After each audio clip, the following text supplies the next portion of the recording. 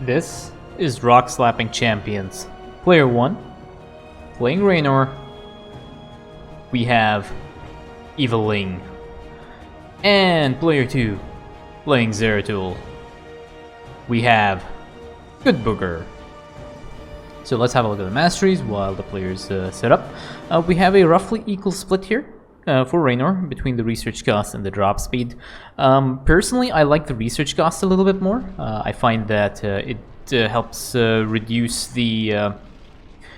It makes your research a little bit more useful, especially when you are in the early game, and especially because the research upgrades that Raynor has, they affect the HP of your army as well when you get the armor upgrades, so it makes armor upgrades viable to get.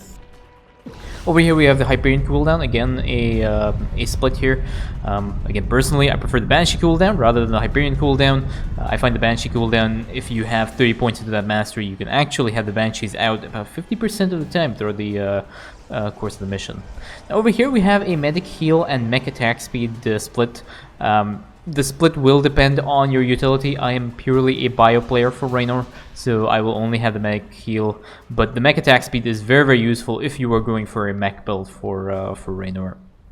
On this side we have Zeratul with the Zeratul attack speed or the unit attack speed, so we're expecting maybe a cannon kind of build, and or maybe some kind of a solo-ish Zeratul build, but usually for a cannon build that is very useful. We have the artifact spawn and support cooldown here, equal split. Again, kind of an interesting choice. The artifact spawn will allow you to get your artifacts a lot faster and improve the power level of Zeratul, unless there are certain mutations where you will need the support cooldowns for every single attack wave, for example. Again, here another odd split here between the Legion cost and the Avatar cooldown. It's usually one or the other. The Legion cost is generally better because it allows for a very strong early game in the mission. So those are the masteries. So we have some relatively interesting choices here for the masteries. Raynor is going for a very standard build. He's put down his barracks and he's getting his own little CC. As you can see over here, Raynor already has a second CC that he's converting to an orbital, which means he'll be flowing that over to the expansion, and he'll have a wonderful fast expand there. Zeratul, on the other hand, is just having his production, and he's put 3 cannons out on the side where the attack wave will not be hitting. The first attack wave will always hit you from this side, so if Zeratul wanted some cannons, he should be putting them down here to help his ally. But Raynor's got this covered. He does have a bunker here to defend. We have a bunch of Reapers. A very nice Banshee airstrike comes down here and ends up one-shotting that attack wave, so we are dealing with a Shadow Tech attack wave, which is one of the more nasty attack waves to deal with. The Banshee airstrike is not going to be wasted and gets sent towards this expansion over here. Unfortunately, the missile turret is over there and it provides some detection to the air units, so these Banshees are going to end up going down. Zeratul is on here and he is making his way towards the expansion, so hopefully he will be doing a little bit of clearing. Let's have a look at the production here. We have a robo built for Zeratul, so we have 2 robos being produced here for Zeratul. Now the thing is, or in this case a constructs facility, Zeratul's units are really expensive, and he has a higher production speed for making his units. It's just an innate passive for him. So producing 2 robos generally means that you're either gonna go for a pure immortal build, but even then, if you were to chrono boost one of these robos, I don't think it is very easy to be able to. We also have a Sir Death region over here that has stolen a bunch of liberators, but yeah, I don't think there is enough income for Zeratul to be able to utilize both these robos effectively. And generally speaking, we even have a Void Shrine over here again, which is kind of interesting. An airdrop is coming up over here now for Amon, but there is a bunker which starts to aggro some of these units. There are Reapers on this side, so these Reapers are pretty nasty. You can see the amount of anti-structure DPS they're able to do. They end up wiping out Raynor's bunkers over there, and they start working their way on Raynor's barracks over here. They do end up taking that SCV, and now they're starting to focus fire down that the command center. SCVs get pulled. Very quick response here from Eviling to try and save that command center, but the Reapers are over here, and Zeratul does not be interested in helping. Oh, there he is. So Zeratul is now over here, and he is auto-attacking these things dead. So Raynor decides to drop his Banshee airstrike over here just to help his ally his Zeratul ally finish off that attack wave, because otherwise he would have ended up losing his command center. Overall, Raynor has lost he's lost 12 SCVs in that entire skirmish, which is somewhat unfortunate. But Raynor is okay. He does have his expansion over here, which is going to start producing some SCVs, and he'll be fine. We have another attack wave now that is coming up towards the allies base. Again, it's coming up from this side, and there is nothing to defend that attack wave. And again, there will be Reapers and Marauders on this attack wave, which will end up dealing a lot of damage. And there are Liberators as well, so Zeratul does not seem to be interested in helping his ally. Okay, he drops the Surdath Legion over here. He does end up stealing a lot of the Liberators, and because the Liberators were sieged up and the army was underneath it, does end up dealing a good amount of damage. But as you can see, the amount of damage output is really, really high. Liberators are still sieged up on this side, so they will start to DPS these things dead, but they do end up taking out one of Raynor's barracks. Very clever over here. Raynor does end up floating his barracks here to get away from the Reaper and the Marine DPS, but there is still a little bit of damage that is being dealt to this command center. Command center gets lifted off as well, and Zeratul is just busy clearing and not really bothering about his ally over here.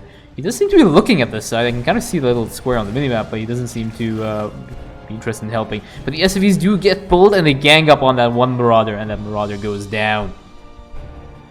Zeratul is over here examining the crystal, and now he has sent a bunch of probes to go pick up this crystal over here. Raynor having a relatively difficult time because there is no support from Zeratul at all. Zeratul has just taken this expansion right now, and Zeratul is pushing into this side. Again, solo Zeratul. Zeratul is he's not producing any units over here, but he has built all his structures, which is somewhat interesting. Generally speaking, if you want to produce a unit out, you will build the appropriate structure for that unit, but Zeratul does not be interested in building any units. He's just going for a solo build, which is, again, really, really odd. Also, the other thing I have noticed is this is his first artifact fragment at the 10-minute and 30-second mark. So he kind of wants to go in there. Don't go in there. Going in there would be a very bad idea. Technically, I think Zeratul could pull it off with a blink. I think if he blinks in, or manages to find a way of blinking out, I think he'd be okay. I think he'd be okay. Shield would keep him alive. But yeah, no units in production for Zeratul. Okay, now we have two Immortals, or whatever his things are called. Not Ambushers. I can't remember what they're called. We have these Zeratul Immortals that are coming out now.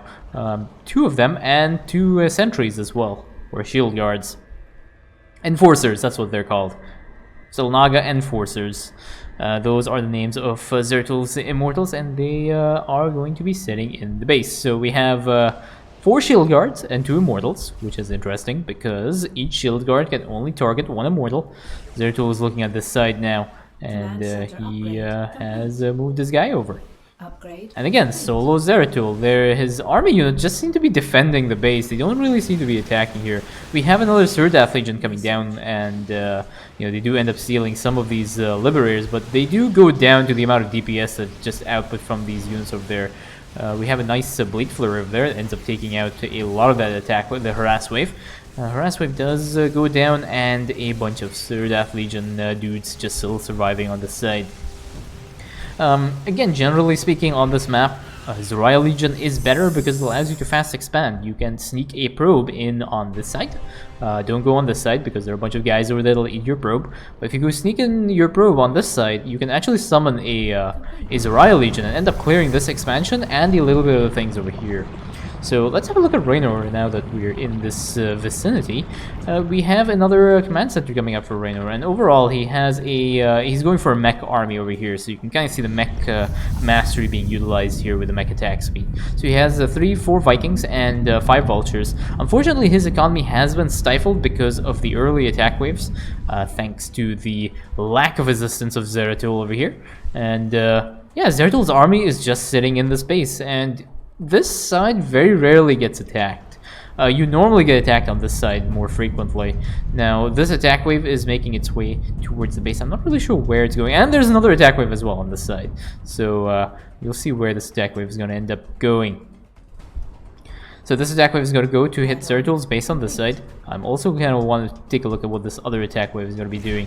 Again, these enforcers are really, really powerful, so this Liberator just gets absolutely shredded. Unfortunately, that probe does get caught out by the Liberators, and the Liberators have sieged up and ended up wiping out a lot of Raynor. I think all 5 Vultures have gone down for Raynor. Yeah, so he only has his Vikings on this side. His Vikings, unfortunately, were not moved there to take out the Liberators, but the Liberators do end up going down to the Enforcers on this side. And now we have another attack wave here that is there. There are a bunch of Spire Mines. Very interesting use of there. Ends up taking out a lot of the ground forces. Unfortunately, not enough Spire Mines to take out the entire attack wave. Another Banshee airstrike does end up coming down. Seeker Missile gets targeted on one of these Vikings, and I don't think... and one of those Vikings ends up going down.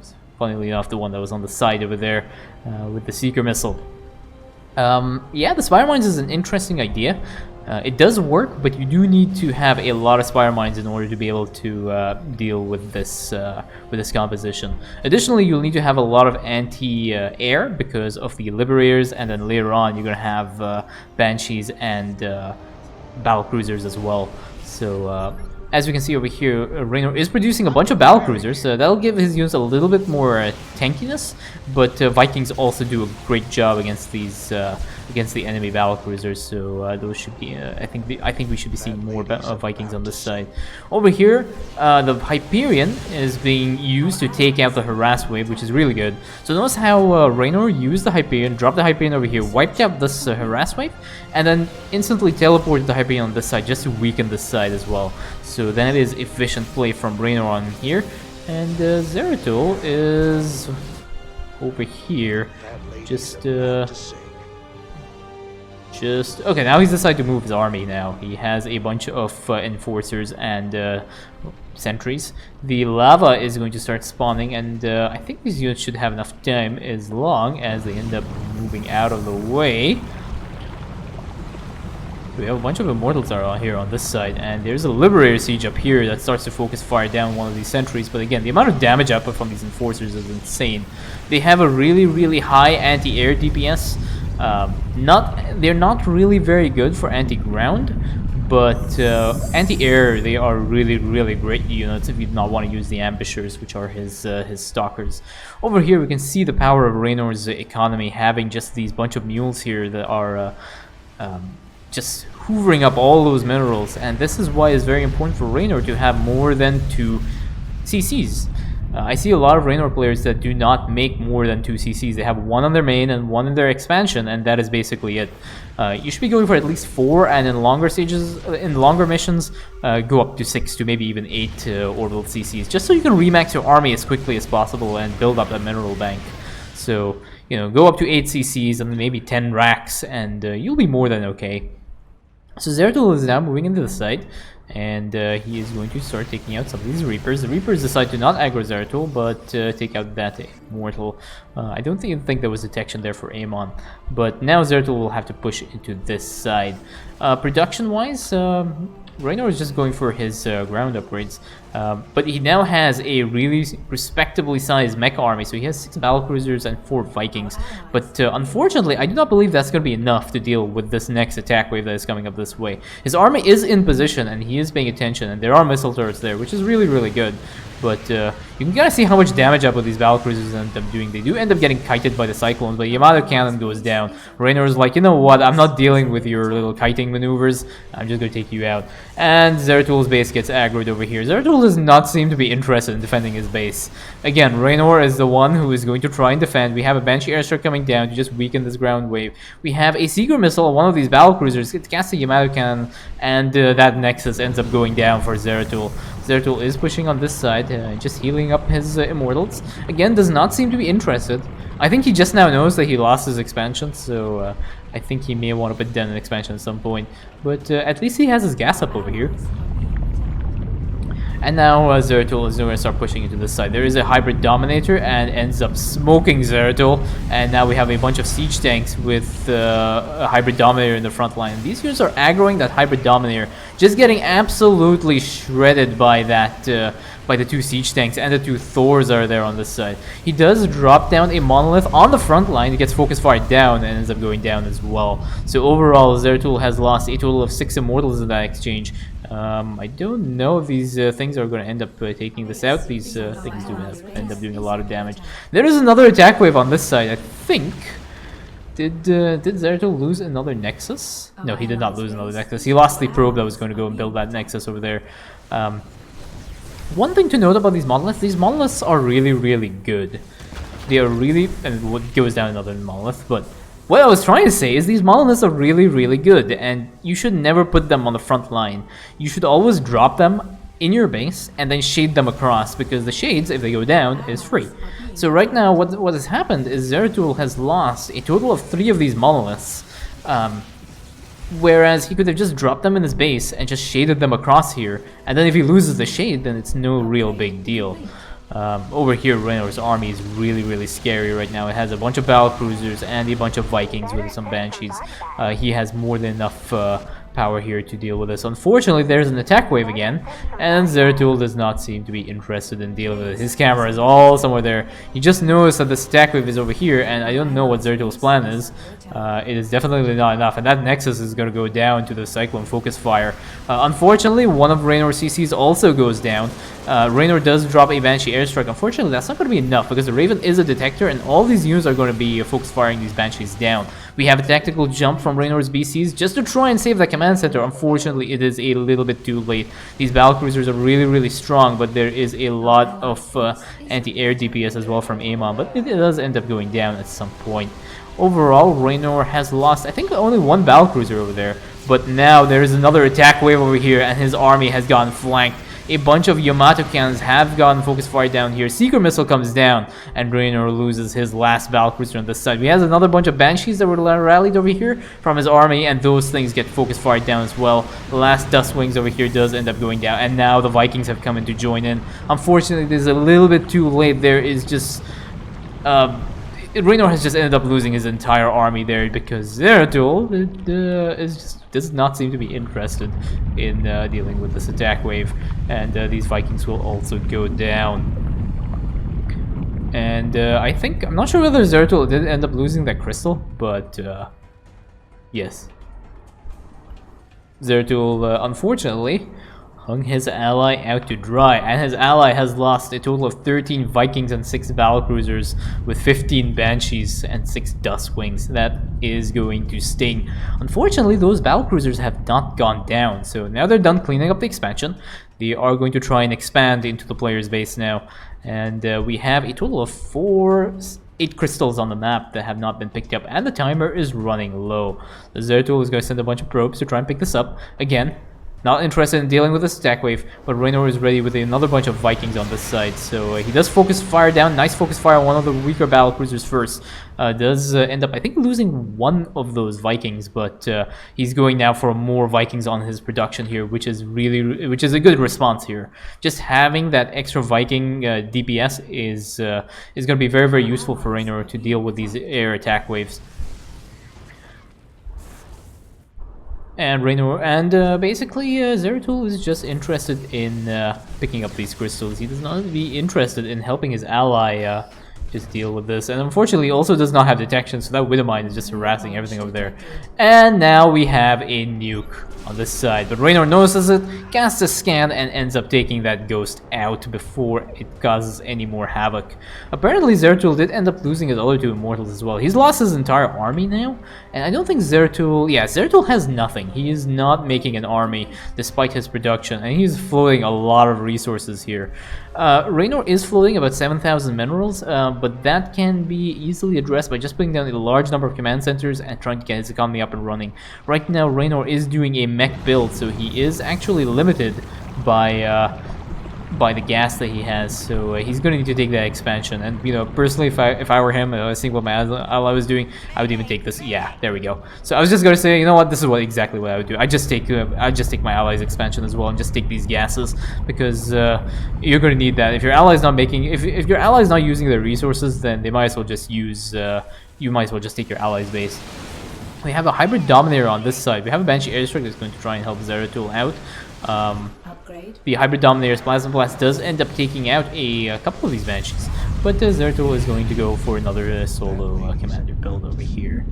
And this also, like, it was kind of implied that Zeratul would be going for a solo-ish kind of Zeratul build here, but usually if you are playing Zeratul, what you'd want to do, especially in this scenario, if you know you want to do a solo build, you should still be building cannons, and when you take your expansion, you should cancel these assimilators and give them to your ally, because having these assimilators for Raynor, especially if he's going for a mech build, will help Raynor a lot, and you can see how quickly these Vikings just end up shredding the air army. The Vikings are really, really great anti-air DPS.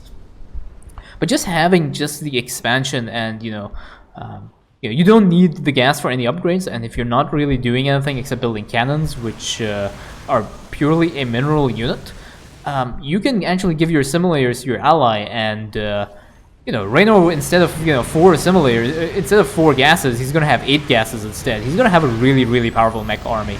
It just, oh, unfortunately, there was a little large clump up of the Vikings on this side. Another attack here does end up taking out a lot of these Vikings here for Raynor.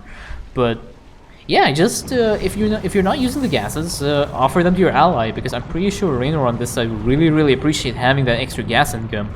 Having just 8 gases instead of 4 would really help improve his mech play and allow him to remax his army really quickly. And Zeratul does not seem to be interested. He's going to just pick up this crystal. And Raynor's army has been severely damaged there in the last attack wave. He has ended up losing a total of 22 Vikings so far, but yeah, we have a bunch of medics now and a bunch of Banshees coming out as well to just help deal with the anti-ground as well, because the anti-ground is pretty nasty. It has a lot of anti-structure DPS. We have a very nice airstrike that comes down here. It does end up weakening this attack wave, but there is a very, very nasty attack wave on this side. But see how these Vikings just end up shredding the Liberators. There's nothing left of those Liberators anymore.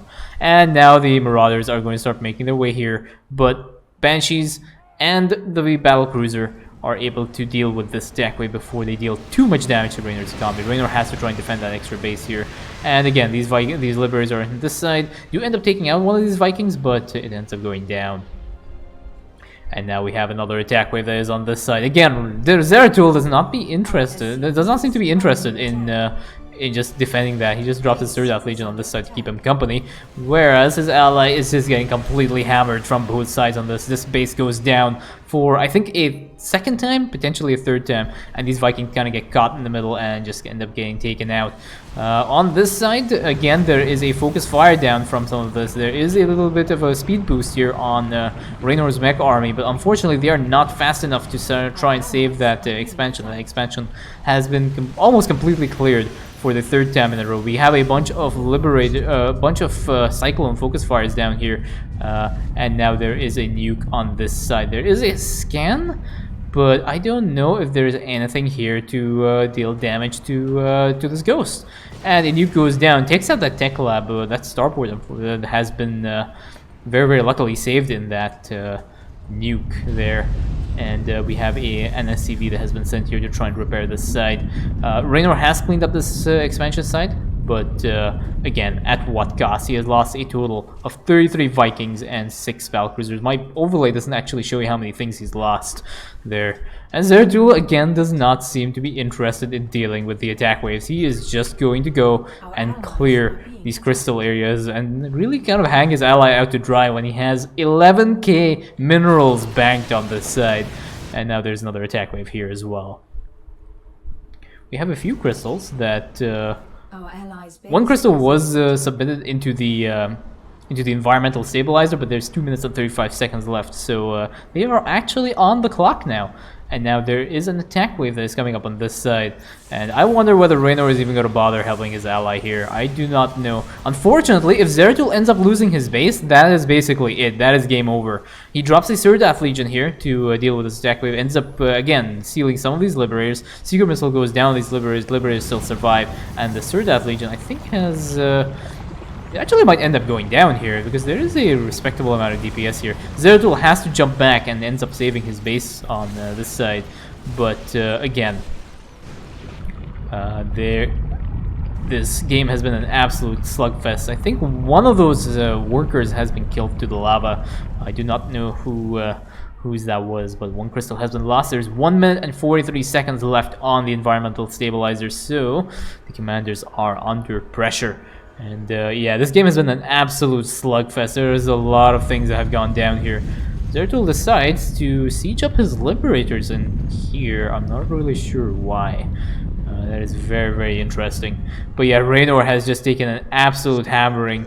And Zertul does not seem to be interested in helping his ally at all in dealing with the attack waves. So we have another bunch of liberators on this side that have spawned. We have the Hyperion that gets called down here, and the Hyperion does a really, really good job. These Marauders can't really shoot air, so this Liberator will be fine over here.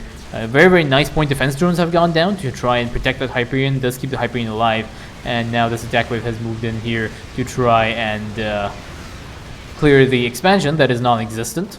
Again, mostly a ground force here, so that'll end up being cleared up by the battlecruisers and the Hyperion as well. So that is that. Hyperion does end up despawning now, and we have a bunch of vultures here that have put down a bunch of spire mines. I actually don't know whether later attack waves do spawn on this location. I know they spawn from the bottom, I know they spawn from this side, and they spawn from this corner as well. I'm actually not sure if they do end up spawning, or if maybe these mines were there a little bit in the early stages of the game. I'm not 100% sure. Are being attacked. Our allies And now we have the final crystal, I believe, that will be deposited into this environmental stabilizer at some point. And there we go. That is that. This game was an absolute slugfest. Raynor just taking a lot of hammering because of the lack of the support of his ally. And that is GG.